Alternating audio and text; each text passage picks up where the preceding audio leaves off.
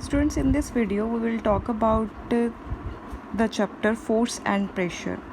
What do you mean by force? Force का मतलब क्या होता है? In lower classes we have read that force is a push or pull. Okay?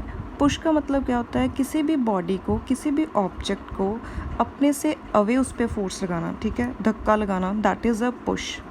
And pull का मतलब क्या होता है? जब किसी भी ऑब्जेक्ट को आप अपनी तरफ खींचते हो, okay, that is a pull.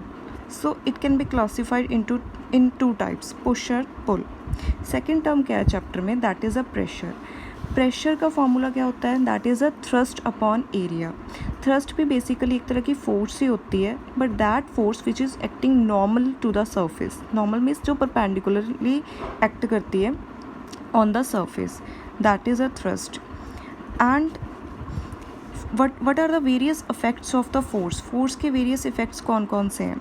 First of all, force can change the direction of a body. Force किसी भी body की direction change कर सकती है when you are applying it. For example, someone is kicking a ball, ठीक है, football किसी भी चीज़ को आपने kick किया, then obviously its direction will change. So this is the first effect. Second effect क्या हो सकता है? It can change the state of rest. अगर कोई body पहले रेस्ट स्टेट में है, जैसे I am taking here this sketch, this is in a rest state. If I am applying a force, obviously इसकी स्टेट ऑफ रेस्ट चेंज होगी. Now it's in a motion. अगर already कोई चीज़ motion में है, आप उसको भी रेस्ट में ला सकते हो. For example, it is now in a motion. If I am applying a force and just stop it, then obviously it will be now in a stationary state, that is in a rest. आप और भी example ले सकते हो, जैसे when you are doing cycling, ठीक है, आप साइकिलिंग कर रहे हो, that mean you are pedalling, ठीक है, आप पैडल पे फोर्स अप्लाई कर रहे हो. पहले साइकिल रेस्ट पे थी, when you start pedalling then obviously it will be now in a motion. अगर आप ब्रेक अप्लाई करते हो, then you are applying a force, तो ब्रेक से वो जो साइकिल है वो रेस्ट में आ जाएगी. So in this way you can first of all change the direction and you can change the state of rest, you can change the state of motion. और फोर्थ पॉइंट क्या है कि आप फोर्स से किसी भी बॉडी की shape change कर सकते हो. जैसे किसी भी चीज़ को, अगर किसी ऑब्जेक्ट को आपने क्रश कर दिया, ऑब्वियसली उसकी शेप ख़राब हो जाएगी. Means you have change the shape by applying a force. किसी भी चीज़ को कंप्रेस कर दिया या फिर एक्सपैंड कर दिया, basically you are changing its shapes. So आपने ये 4 पॉइंट्स अपने माइंड में रखने हैं. After that what we are going to study that force कैसी क्वांटिटी है. फोर्स एक वेक्टर क्वांटिटी है, that you have to remember this point. Vector का मतलब क्या होता है? वेक्टर का मतलब कोई भी चीज़ जो हमें मैग्नीट्यूड भी बताए और डायरेक्शन भी बताए, that is a vector quantity. Now what do you mean by magnitude?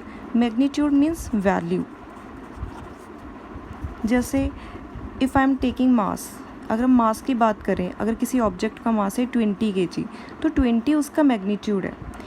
मास हमें डायरेक्शन के बारे में कोई इन्फॉर्मेशन नहीं देता. नॉर्मली ये बताता है कि इतनी उसमें क्वांटिटी ऑफ मैटर है किसी भी ऑब्जेक्ट में. It doesn't tell us about the direction of that particular thing. और जो फोर्स है ये डायरेक्शन भी बताता है और ये मैग्नीट्यूड भी बताता है. ओके, तो इसका सिंबल क्या हुआ? अगर हमने कोई भी वेक्टर क्वांटिटी लिखनी है तो उसके ऊपर हम एरो लगाते हैं. सो इसका सिंबल विल बी एफ के ऊपर this arrow, this is it's symbol. और जो एरो की लेंथ होती है वो हमें क्या बताती है? That tells us about the magnitude. And जो एरो है ऑब्वियसली वो क्या शो करेगा? That will show us the direction. तो ये पॉइंट्स आपने अपने माइंड में रखने हैं कि force is a vector quantity. It tells us about the magnitude as well as the direction. Okay, after that उसके बाद हमने क्या स्टडी करना है कि जो फोर्स है इसके यूनिट कौन कौन से होते हैं. फर्स्ट ऑफ ऑल, यूनिट्स की 2 टाइप्स की कैटेगरी होती है. ये एब्सोल्यूट भी हो सकते हैं और यूनिट्स ग्रेविटेशनल भी हो सकते हैं. और एब्सोल्यूट में अगर आप मेजर कर रहे हो फोर्स को, then you have 2 types of units. It can be newton, it can be dyne. these are from the name of the scientist. And Newton means ये कौन सा सिस्टम है? That is in a SI system, when you are dealing with a SI system. और dyne कौन से system में है? When you are dealing in a CGS system. और ऑब्वियसली KGF भी SI में है और GF that is in a CGS system. KGF GF कौन से सिस्टम में है हमारे पास? दैट इज़ कौन सी टाइप है यूनिट की? That is a gravitational units. So what is the relation between absolute and gravitational unit?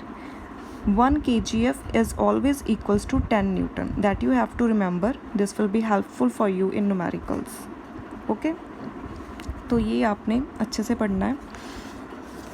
After that जो main point है, फोर्स ऑब्वियसली क्या क्या कर सकती है, वो हैव रेड के ये डायरेक्शन भी चेंज करती है, ये शेप भी चेंज कर देती है, स्टेट ऑफ मोशन भी चेंज कर देती है। बट व्हाट कैन मास का इसके ऊपर क्या इफ़ेक्ट है? If suppose I am taking this sketch, ठीक है, अगर मैं इस पर कोई फोर्स अप्लाई करती हूँ तो इसके मास में कोई चेंजेस आएंगे? अगर मैं इसको क्रश करती हूँ या फिर इसको रेस्ट से हम मोशन में लेके आते हैं या फिर मोशन से रेस्ट में लेकर आते हैं, तो इसके मास पे कोई इफ़ेक्ट पड़ेगा? Answer is no, no effect on the mass. So ये पॉइंट आपने याद रखना है कि force can not change the mass of the body on which it is applied.